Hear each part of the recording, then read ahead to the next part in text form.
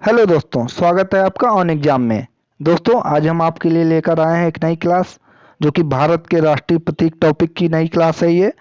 और यह सभी परीक्षाओं की दृष्टि से अति महत्वपूर्ण क्लास है। अगर हम इस टॉपिक की बात करें तो इस टॉपिक से हर एक परीक्षा में एक ना एक प्रश्न जरूर पूछे जाते हैं। तो दोस्तों, वीडियो को स्टार्ट करने से पहले वीडियो को लाइक एंड शेयर करिए और चैनल को सब्सक्राइब करिए। आइए अब देखते हैं भारत का राष्ट्रीय ध्वज। अगर हम भारत के राष्ट्रीय ध्वज के बारे में बात करें तो तिरंगा भारत का राष्ट्रीय ध्वज है। और इसको अपनाया कब गया था? अगर इसको अपनाने की बात करें हम तो इसको 22 जुलाई सन 1947 को संविधान सभा द्वारा अपनाया गया था। और जो इसका डिजाइन है वो पिंगली वेंकैया के द्वारा तैयार किया गया था। और ध्वज की लंबाई चौड़ाई की अगर हम बात करें तो इसकी लंबाई चौड़ाई का रेशियो 3:2 रहता है। और इसके ध्वज के बीचों बीच में एक चक्र रहता है जिसमें 24 तीलियां होती हैं। और यह चक्र कानून के चक्र का प्रतीक है। दोस्तों, ये हमारा तिरंगा। अगर अब तिरंगे में जैसा कि इमेज में आप देख रहे हो, ऊपर हमारा केसरिया रंग है, बीच में सफेद रंग है और नीचे हरा रंग है और बीच में चक्र है जो कि नीले रंग का है। अगर हम केसरिया रंग की बात करें तो यह साहस, त्याग एवं त्याग की भावना को प्रकट करता है। और सफेद रंग की बात करें तो यह स्वच्छता और पवित्रता को प्रतीक करता है। अगर हम हरे रंग की बात करें तो हरा रंग समृद्धि को प्रतीक करता है। अगला देखते हैं। अगला है हमारा भारत का राष्ट्रीय प्रतीक। अगर हम भारत के राष्ट्रीय प्रतीक की बात करें तो यह अशोक स्तंभ से लिया गया है। और इसे अपनाया कब गया था? तो इसको 26 जनवरी 1950 को अपनाया था। अगर इसके बनवाने की बात आती है तो इसको मौर्य सम्राट अशोक ने बनवाया था। और इसका एक दूसरा और नाम है, इसको ये एक और दूसरे नाम से विख्यात है जो कि लायन कैपिटल के नाम से विख्यात है। और इस स्तंभ में 4 शेर एक दूसरे से सटे हुए हैं जैसा कि आप इमेज में देख रहे हैं। और इसके नीचे सत्यमेव जयते लिखा हुआ है, ये भी इमेज में आपको दिख रहा है। अगला देखते हैं। अगला है हमारा भारत का राष्ट्रीय गान। अगर हम भारत के राष्ट्रीय गान की बात करें तो यह है जन गण मन अधिनायक जय है। यह है हमारा भारत का राष्ट्रीय गान। और इसे 24 जनवरी 1950 को अपनाया गया था। यह किसके द्वारा लिखा गया था? तो यह नोबेल पुरस्कार प्राप्तकर्ता रविन्द्रनाथ टैगोर द्वारा लिखा गया था।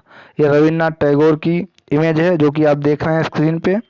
और ये एशिया के पहले ऐसे व्यक्ति थे जिनको साहित्य में नोबेल पुरस्कार प्राप्त किया गया। यह बांग्ला भाषा में लिखा गया था। अगर हम इसको लिखने की बात करें तो ये बांग्ला भाषा में लिखा गया था, लेकिन बाद में इसका हिंदी अनुवाद हुआ। अगर हम इसके हिंदी अनुवाद की बात करें दोस्तों तो इसका हिंदी अनुवाद आबिद अली द्वारा इसका हिंदी अनुवाद किया गया था। और इसको पहली बार कब गाया था? तो इसको पहली बार 27 दिसंबर 1911 को कोलकाता के भारतीय राष्ट्रीय कांग्रेस के अधिवेशन में गाया गया। अगला देखते हैं। अगला भारत का राष्ट्रीय गीत। तो वंदे मातरम भारत का राष्ट्रीय गीत है जो कि 1950 में राष्ट्रीय गीत घोषित किया गया। और इसके रचयिता की बात अगर हम करें तो इसके रचयिता बंकिम चंद्र चट्टोपाध्याय हैं, जिनकी आप इमेज सामने स्क्रीन पे देख पा रहे हैं। और यह उनके उपन्यास आनंद मठ से लिया गया है। और इसको संगीतबद्ध कब किया गया? तो इसको संगीतबद्ध जो है वो जादूनाथ भट्टाचार्य के द्वारा किया गया। और इसको पहली बार कब गाया गया था? तो इसको रविन्द्रनाथ टैगोर द्वारा इसे भारतीय राष्ट्रीय कांग्रेस के 1896 के कलकत्ता अधिवेशन में गाया गया था। अगले राष्ट्रीय प्रतीक के बारे में बात करते हैं। तो अगला है हमारा भारत का राष्ट्रीय पंचांग कैलेंडर। अगर हम भारत के राष्ट्रीय पंचांग कैलेंडर के बारे में बात करें तो वह शक पंचांग है। और वर्ष 1957 में इसे राष्ट्रीय पंचांग के रूप में अपनाया गया। इसमें क्या होता है? इसमें वर्ष का विभाजन सौर तथा चंद्र महीनों में किया जाता है। शक पंचांग जो है वो जावा तथा इंडोनेशिया के हिंदुओं द्वारा उपयोग किया जाता है। अगला देखते हैं। अगला हमारा प्रतीक है भारत का राष्ट्रीय फूल। तो अगर हम भारत के राष्ट्रीय फूल के बारे में बात करें तो भारत का राष्ट्रीय फूल कमल है। और यह एक ऐतिहासिक संस्कृति में इसे अनमोल उपहार के रूप में देखा जाता है, यानी कि भारतीय ऐतिहासिक संस्कृति में इसे अनमोल उपहार के रूप में देखा जाता है। इसे सूर्य का प्रतीक मानते हैं। यह मानने का कारण यह है क्योंकि यह पानी में सूर्य के उदय होते ही खिल जाता है, यानी सुबह मॉर्निंग में ही आप खिल जाता है, आप देखे होंगे तालाब में। और कमल के पौधे में फूल और फल एक ही समय आते हैं, ऐसी मान्यता है। अगला देखते हैं। अगला है हमारा भारत का राष्ट्रीय पक्षी। तो भारत का राष्ट्रीय पक्षी मोर है, जैसा कि आप इमेज में देख रहे हैं। और इसको अपनाया कब गया, यानी घोषित कब किया गया भारत का राष्ट्रीय पक्षी? तो इसको 1963 में इसको राष्ट्रीय पक्षी घोषित किया गया। और इसको राष्ट्रीय वन्य जीव अधिनियम 1972 के अनुसार इसे सुरक्षित श्रेणी में रखा गया है, यानी कि इसके मारने पे बहुत प्रतिबंध है और इसको सुरक्षित श्रेणी में रखा गया है। और इसकी विशेषता है, नर मोर जो है वो 2 मीटर तक अपने पंखों को फैला सकते हैं, ये इसकी विशेषता है। अगला देखते हैं। अगला है हमारा प्रतीक भारत का राष्ट्रीय पशु। अगर हम भारत के राष्ट्रीय पशु के बारे में बात करें तो बाघ भारत का राष्ट्रीय पशु है। भारत में बाघों की रक्षा के लिए प्रोजेक्ट टाइगर 1973 में शुरू किया गया। अगर हम इसके बाघ के वैज्ञानिक नाम के बारे में बात करें तो उसका वैज्ञानिक नाम है पैंथर टाइग्रेस।